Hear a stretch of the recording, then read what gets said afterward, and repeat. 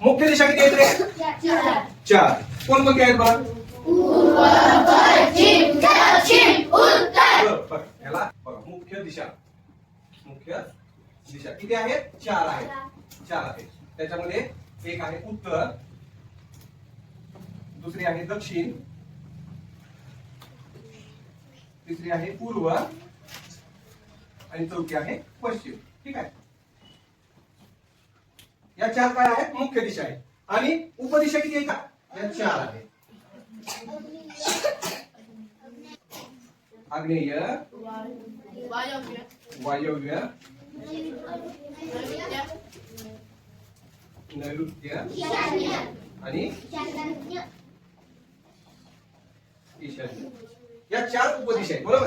आता ज्या वेळेला आपण नकाशामध्ये पाहतो, आता नकाशामध्ये सर्वात वरती कोणती दिशा दाखवतात? उत्तर दिशा दाखवतात. बघा अशा प्रकारे बाणाने या ठिकाणी उत्तर दिशा दाखवतात. मग उत्तरच्या पुढची समोरची दिशा कोणती असते?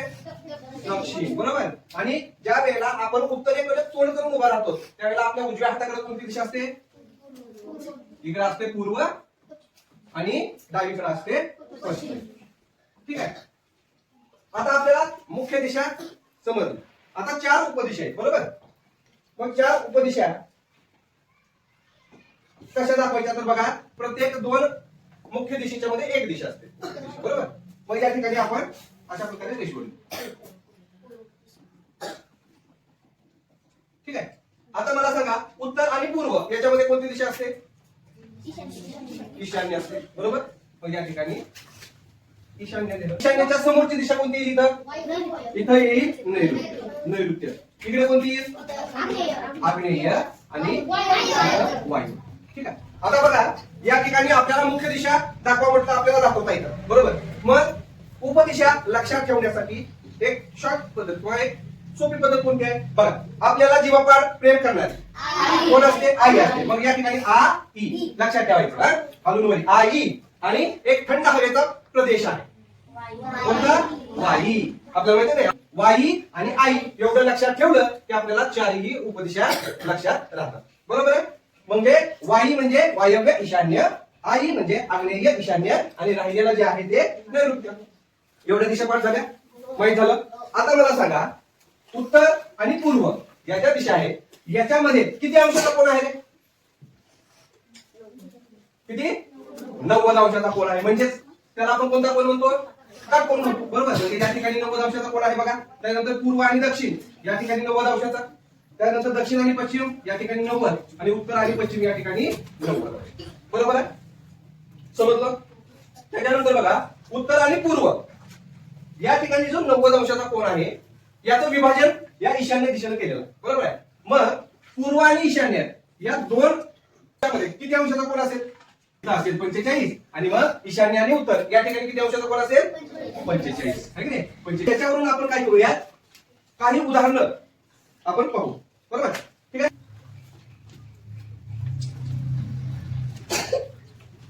आता या ठिकाणी बघा काय आहे? सीता उत्तरेकडे तोंड करून उभी राहिली. आता आपल्याला माहिती सीता उत्तरेकडे तोंड करून उभी राहिली. ती मागे फिरली व पुन्हा उजव्या बाजूने 90 अंशाच्या कोनातून वळली. तर सध्या तिचे तोंड कोणत्या दिशेला असेल? बघा किती सोपं आहे. आता या ठिकाणी उत्तर दिशा आहे. बरोबर. आणि सीता पहिल्यांदा कुठे उभारलेली आहे? या उत्तर दिशेकडे तोंड करून उभारलेली आहे. बरोबर. नंतर ती मागे फिरली. मागे फिरली म्हणल्यानंतर तिचं तोंड कुठे येईल सांगा बरं? दक्षिणेकडे येईल. बरोबर. म्हणजे दक्षिणेकडे आलो. त्याच्यानंतर काय म्हणतात बघा ती मागे फिरली व पुन्हा उजव्या बाजूने 90 अंशाच्या कोनामध्ये. आता तिचं तोंड कुठे आहे? दक्षिणेकडे. मग उजवी बाजू म्हणजे कोणती दिशा येईल? कोणती? पश्चिम दिशा. म्हणजे 90 अंशाचा कोन कुठे होतो? मग पश्चिम दिशेकडे होतो. बरोबर आहे. कुठे होतो? पश्चिम दिशेकडे होतो. तर सध्या तिचे तोंड कोणत्या दिशेला असेल? मग कोणत्या दिशेला असेल बरं? कोणत्या? पश्चिम दिशेला असेल. पश्चिम दिशेला. बरोबर. मग पश्चिम पर्याय आहे का इथं? आहे. पर्याय क्रमांक 3 पश्चिम आहे का नाही? तर अशा प्रकारचे उदाहरण हे आपल्याला सोडवायचं आहे. आपल्याला परीक्षेला हा एक प्रकार अशा प्रकारचं उदाहरण येऊ शकतं. आहे का नाही? आता दुसरं उदाहरण बघू आपण. आलं का? बघा काय आहे? अन्वय नैऋत्य दिशेकडे तोंड करून उभा आहे. आपल्याला माहित आहे नैऋत्य दिशा आहे की नाही? बघा उत्तर दक्षिण पूर्व पश्चिम आई वाई आणि नैऋत्य बरोबर. आता काय म्हणताय अन्वय कुठे कोण प्रमुख आहे नैऋत्य इकडे कोण प्रमुख आहे बघा बरोबर. तो एकदा डावीकडे काटकोनात वळला काटकोनात म्हणजे 90 अंशाचा बरोबर. मग 90 अंश नैऋत्येला 90 अंशाचा कोण कोण केला आग्नेयीने केला बघा इथं आहे की नाही. मग 90 अंशामध्ये वळला म्हणजे कुठं वळला त्याचा तोंड कुठं आला आता आग्नेयीकडे बरोबर. हा इथून असा वळला इथं आग्नेयीकडे बरोबर. त्याच्यानंतर मग काय म्हणतो मग 5 वेळ काटकोनाच्या निम्मे म्हणतो. काटकोनाच्या निम्मे म्हणजे किती 45 अंश. कुठं वळला उजवीकडे वळत गेला. आता उजवीकडे तोंड वळवल्यावर त्याच्या समोर प्रथम कोणती दिशा येईल बघा उजवीकडे वळला. मग आता कुठं आहे तो आग्नेयला आहे बरोबर. आग्नेय म्हणल्यानंतर उजवी बाजू इकडे गेली. मग पहिली उजवी बाजू कुठं आली दक्षिण 1 नंबर बरोबर. 1 नंबरला दक्षिण आली 45 अंश काटकोनाच्या निम्मांचं 1 नंबर. पुन्हा 2 नंबरला नैऋत्य 3 नंबर पश्चिम 4 नंबर वायव्य आणि बरोबर. इथं आलं उत्तरेपर्यंत बरोबर. आणि नंतर काय केलं त्याला उजवीकडे थोडस काय केलं आता उजवीकडे तोंड वळवल्यावर त्याच्या समोर प्रथम कोणती दिशा येईल कोणती दिशा येईल आता यानं उजवीकडे जर तोंड फिरवलं तिथून उजवीकडे तर कोणती दिशा येणार आहे कोणती येणार आहे ईशान्य दिशा येणार आहे. ईशान्य हे पर्यंत म्हणतात ईशान्य.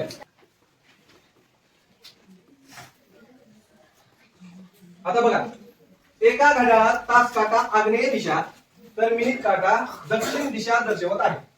तर घड्याळ पुढील पैकी कोणती वेळ दर्शवत आहे. आता या ठिकाणी बघा हे घड्याळ बरोबर. इकडे कोणती दिशा आहे उत्तर दक्षिण पूर्व आणि पश्चिम. आता आग्नेय इथं आली आग्नेय ईशान्य वायव्य आणि नैऋत्य बरोबर. आता इथं 12 आहे त्याच्यानंतर इथं किती 3 इथं 6 9 आणि याच्यामध्ये अंक येतील समजा 1 2 4 5 7 8 10 11 हे घड्याळ ठीक आहे. हे काय आहे घड्याळ. मग काय म्हणतोय तास काटा कुठं आहे आग्नेय दिशेवरती आहे म्हणजे या मधल्या दिशेत इकडे बरोबर. हा तास काटा इकडे आहे ठीक आहे. आणि मिनिट काटा दक्षिण दिशा दर्शवत आहे. दक्षिण दिशा म्हणजे खालची ठीक बरोबर आहे का. तर घड्याळ पुढीलपैकी कोणती वेळ दर्शवत आहे. आता इथे बघा 7:30 वाजलेले असतील का 7 कुठे इकडे 7 इकडे बरोबर आहे का. मग तास काटा इकडे आहे का नाही म्हणजे हे चुकीचं आहे. 1:30 वाजले असतील का बरं नाही. 10:30 वाजले असतील का नाही 4:30 म्हणजे इथे किती वाजलेले आहेत 4:30 म्हणजे याचं उत्तर काय आलं पर्याय क्रमांक 4 ठीक आहे. याच्यानंतर याचं पुढचं उदाहरण बघू बघा. घड्याळात 3:35 झालेली असताना मिनिट काटा कोणती दिशा दर्शवतो बघा. आता हे घड्याळ बरोबर 12 1 2 3 4 5 6 7 8 9 10 11 ठीक आहे. मिनिट काटा कुठे आहे या ठिकाणी 7 वर बरोबर 7 वर.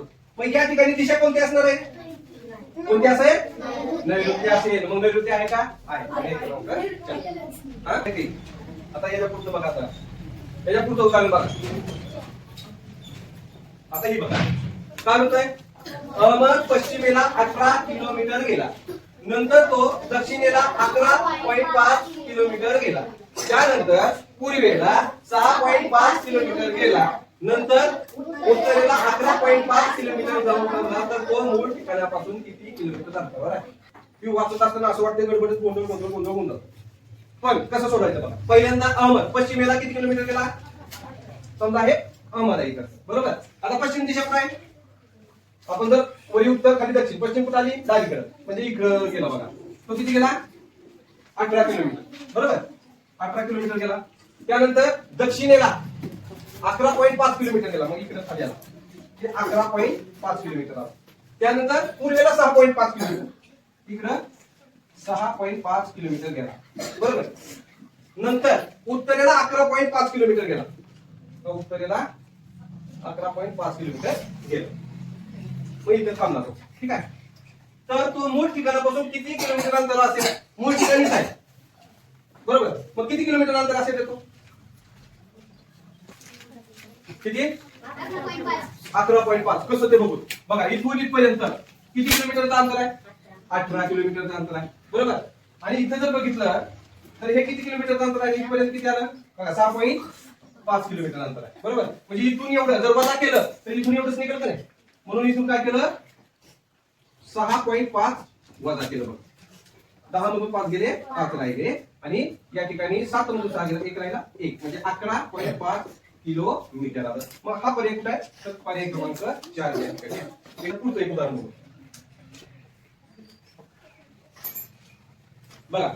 सीता पूर्वेकडे 5 किलोमीटर गेली, उजवीकडे वळून 3 किलोमीटर गेली, पुन्हा उजवीकडे वळून 5 किलोमीटर चालत गेली, तर ती सध्या मूळच्या ठिकाणापासून किती अंतरावर व कोणत्या दिशेला असेल? बघा, ही सीता इथं, ही सीता पहिल्यांदा कुठे गेली? ती कुठे गेली? पूर्वेकडे. इकडे 5 किलोमीटर, हे 5 किलोमीटर, ठीक आहे, 5 किलोमीटर. त्याच्यानंतर बघा, उजवीकडे वळून 3 किलोमीटर. आता सरळ आहे, उजवीकडे म्हणल्यावर कोणती दिशा येईल? दक्षिण. मग दक्षिणेला किती किलोमीटर गेली बघा? 3 किलोमीटर. इथं 3 किलोमीटर, बरोबर. त्याच्यानंतर पुन्हा उजवीकडे. आता असं जर बघितलं आपण तर उजवीकडे म्हणल्यावर परत कोणती दिशा आली? पश्चिम दिशा. मग पश्चिमेकडे किती गेली ती? 5 किलोमीटर. इथं 5 किलोमीटर, ठीक आहे, चालत गेली. तर ती सध्या मूळच्या ठिकाणापासून किती अंतरावर व कोणत्या दिशेला असेल म्हणून. बघा, आता इथं तोंड कुठं असेल? तिथं पश्चिमला असेल, बरोबर. इकडं पूर्व, इकडं उत्तर आणि इकडं दक्षिण, बरोबर. मग पहिल्या गोष्ट तिचं तोंड कुठं आहे? पश्चिम आहे, बरोबर. आता आपल्याला अंतर कुठं काढायचंय? मूळ दिशेपासून ते तिनं आहे तिथपर्यंतचं अंतर काढायचं, बरोबर. म्हणजे हे काढायचं का नाही? बरोबर का? आता वरती 5 आहे, खालती 5 किलोमीटर आहे. मग इथं 3 किलोमीटर म्हणजे इथे किती? 3 किलोमीटर. मग 3 किलोमीटर आहे पर्याय क्रमांक 3. त्याच्यानंतर आता हे उदाहरण बघा. सीता उत्तरेकडे 4 किलोमीटर अंतर चालत गेली. आता बघा, इकडे उत्तर आहे, इकडे दक्षिण आहे, इकडे पूर्व आहे आणि इकडे पश्चिम, ठीक आहे. सीता कुठे गेली? उत्तरेकडे गेली. व नंतर उजवीकडे वळून, उत्तरेच्या उजवीकडे कोणती दिशा आहे? कोणती दिशा आहे? पूर्व. मग उजवीकडे वळून पुन्हा 3 किलोमीटर चालत गेली, म्हणजे पूर्वेला 3 किलोमीटर चालत गेली. मूळच्या ठिकाणापासून ती किती अंतरावर राहील? आता इथे लक्ष द्या. सीता इथं सीता आहे, ठीक आहे. ती उत्तरेकडे किती गेली? 4 किलोमीटर. 4 किलोमीटर. परत उजवीकडे चालत गेली, ती उजवीकडे चालत गेली, ती गेली 3 किलोमीटर, बरोबर. मूळच्या ठिकाणापासून ती किती अंतरावर असेल? म्हणजे मूळचं ठिकाण हे आहे, मूळचं ठिकाण हे ठिकाण, आणि चालत गेली ते अंतर इथं आहे बघा. आता कुठलं काढायचं? तर इथलं काढायचं, बरोबर. काय झालं इथं? बरोबर. आता मला सांगा, काटकोन आपल्याला काय काढायचं आहे? कर्ण काढायचं आहे, कर्ण, बरोबर आहे का? आकृती दिसली का तुम्हाला? काय काढायचंय? कर्ण काढायचा. मग कर्णचा वर्ग सूत्र काय आहे? कर्णचा वर्ग बरोबर पाया वर्ग अधिक उंची वर्ग. आता कर्णचा वर्ग माहित नाही आपल्याला, कर्णचा वर्ग काढायचा आहे. पाया किती आहे? पाया 3 कुठला? 3 चा वर्ग अधिक 4 चा वर्ग. मग 3 चा वर्ग 9, 4 चा वर्ग 16. किती झालं? 9 आणि 16 25. कशाचा वर्ग आहे? 5चा. म्हणजे या ठिकाणी कर्ण वर्ग बरोबर 25 आलं. मग फक्त कर्ण जर म्हणलं तर किती येतं? 5 येतं. म्हणजे या ठिकाणी इथून इथपर्यंत जे अंतर आहे ते किती येणार आहे? 5 येणार आहे. आणि 5 हा पर्याय या ठिकाणी. समजलं का कसं आलं ते? समजलं का? आपल्याला इथून इथपर्यंत मूळचं अंतर म्हणलं की आपल्याला कळत होतं, पण आता हे आकृती कोणती तयार झाली त्यानुसार आपल्याला सूत्र माहित आहे, ते सूत्र ठेवायचं आणि सोडवायचं, ठीक आहे. आता पुढचं एक उदाहरण. आता इथं सांगा बरं काय असेल? राम पूर्वेकडे 12 किलोमीटर गेला, त्यानंतर तो उजवीकडे वळून 5 किलोमीटर पुन्हा चालत गेला, तर सध्या तो मूळच्या ठिकाणापासून किती अंतरावर असेल? पहिल्यांदा रामला आपण या ठिकाणी राम म्हणू, ठीक आहे. आता राम कुठे गेला? पूर्वेकडे 12 किलोमीटर. पूर्व दिशा माहिती आपल्याला, पहिल्यांदा लक्षात घ्या, पूर्व आणि पश्चिम. बघा, राम कुठे गेला? पहिलं पूर्वेकडे गेला. किती गेला? 12 किलोमीटर. बघा, फक्त वाचायचं आणि सोडवायचं. जशी माहिती सांगितली तशी सोडवायची. त्यानंतर तो उजवीकडे वळून 5 किलोमीटर. उजवीकडे म्हणल्यानंतर बघा, ही पूर्व आहे. उजवीकडे म्हणल्यानंतर कोणती दिशा आहे? कोणती? दक्षिण. ठीक आहे, ही दक्षिणेकडे 5 किलोमीटर. बरोबर, 5 किलोमीटर. पुन्हा चालत गेला तर सध्या तो मूळच्या ठिकाणापासून किती अंतरावर असेल? म्हणजे मूळचं ठिकाण या ठिकाणी आहे, तो आला इथं आलेला आहे. मग इथून ते कुठपर्यंत काढायचं अंतर? इथपर्यंत काढायचं. म्हणजेच काय काढायचं? कर्ण काढावं लागेल. मग कर्णचा वर्ग. कर्ण काढायचं सूत्र काय आहे सांगा? कर्ण वर्ग बरोबर पाया वर्ग उंची वर्ग. आता कर्ण वर्ग काढायचा आहे बरोबर पाया या ठिकाणी कोणतरी घ्या. 5 चा वर्ग आणि 12 चा वर्ग. 5 चा वर्ग 25 आला. 12 चा वर्ग किती पर्यंत? 144. मग सांगा 144 आणि 25 किती झालं? 169. मग 169 हा कशाचा वर्ग आहे? मग फक्त कर्ण घेतलं. आता याचं वर्गमूळ कर्ण घेतलं. मग 169 चं वर्गमूळ काय आलं? 13 आलं. म्हणजे हे अंतर किती आहे? 13 किलोमीटर. कुठं आहे पर्याय? पर्याय क्रमांक बी. ठीक आहे. आता असंच पुढचं एक उदाहरण बघू. बघा, रमेश पूर्वेकडे 15 किलोमीटर गेला. डावीकडे वळून 5 किलोमीटर गेला. पुन्हा डावीकडे वळून 8 किलोमीटर गेला. डावीकडे वळून 29 किलोमीटर गेला. तर मूळ जागेपासून तो किती अंतर गेला? वाचता कुठे गेला तो? पूर्वेकडे. पूर्व कुठं दिशा आहे? ठीक आहे, हा पूर्वेकडे गेला. किती गेला? 15 किलोमीटर. ठीक आहे. पुन्हा कुठे म्हणाला तो? डावीकडे. डावीकडे म्हणल्यानंतर उत्तरेकडे. डावीकडे म्हणल्यावर कुठं? उत्तरेकडे गेला. किती गेला तो? 5 किलोमीटर. पुन्हा काय केला? इकडे गेला. पुन्हा आता मला सांगा डावी बाजूला कोणती दिशा येईल?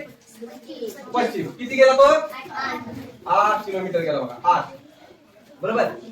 पुन्हा डावीकडे वळून 29 किलोमीटर गेला. डावीकडे वळून किती गेला तो? मग डावीकडे वळल्यानंतर कुठं आला? कोणती दिशा येईल? दक्षिण दिशा येईल. बरोबर. मग हा दक्षिणेकडे गेला बघा. किती गेला तो? 29 गेला. बरोबर. मग आता एक लक्षात घ्या, इथं होता, इथून इकडे गेला. इथे किती आहे? हे 5 किलोमीटर, हे 8 किलोमीटर. बरोबर. 8 किलोमीटर. त्याच्यानंतर हे 8 किलोमीटर म्हणजे हे किती असेल? 8 किलोमीटर असेल की नाही? मग 15 मधून 8 गेले, किती राहिले? म्हणजे इथली 7 किलोमीटर आलं. बरोबर. आता इथे लक्ष द्या. हा इथून ते इथपर्यंत किती अंतर आहे? हे अंतर किती आहे? हे 29 अंतर आहे. बरोबर आहे. बरोबर. मग इथे किती आहे? 5. याच्या समोरचं हे अंतर किती आहे? 5 आहे. मग या टोटल 29 मधून हे 5 आपण काढून टाकले. किती झाले? म्हणजे या ठिकाणी हे जे अंतर आहे हे किती येईल? 24 किलोमीटर. समजलं का? समजलं का? आणि आपल्याला काय करायचंय? मूळ जागेपासून तो किती अंतर, म्हणजे मूळ जागा ही काय आणि त्याचं अंतर इथं आहे. मग हे अशा प्रकारे काढावं. बरोबर आहे का? बरोबर. मग कसं करायचं? कर्ण वर्ग करावा लागेल. बरोबर. कर्ण वर्ग बरोबर सांगा पूर्ण उंची. आता मला सांगा याचा पाया कोणता आहे?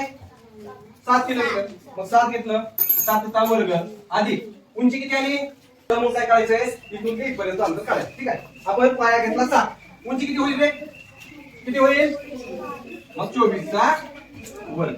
आता मला सांगा 7 चा वर्ग किती आहे? 49. 24 चा वर्ग किती आहे रे? 76. आता बघा याची बेरीज करा. 576 आणि 49 किती होतात? 5 आणि हे 7 किती झाले? 625. मग कर्ण वर्ग बरोबर 625. मग फक्त कर्ण किती आला आहे? कर्ण किती? 625 हा कशाचा वर्ग आहे? 25 चा. म्हणजे हा एकूण किती अंतर, मूळ अंतरापासून एकूण किती अंतरापर्यंत तो गेलेला आहे? 25 किलोमीटर. मग 25 आहे का? हा 25 या ठिकाणी पर्यंत. बरोबर आहे का नाही? सोपं वाचल्यावर थोडं अवघड वाटतं, पण सोडवल्यावर सोपं आहे ना.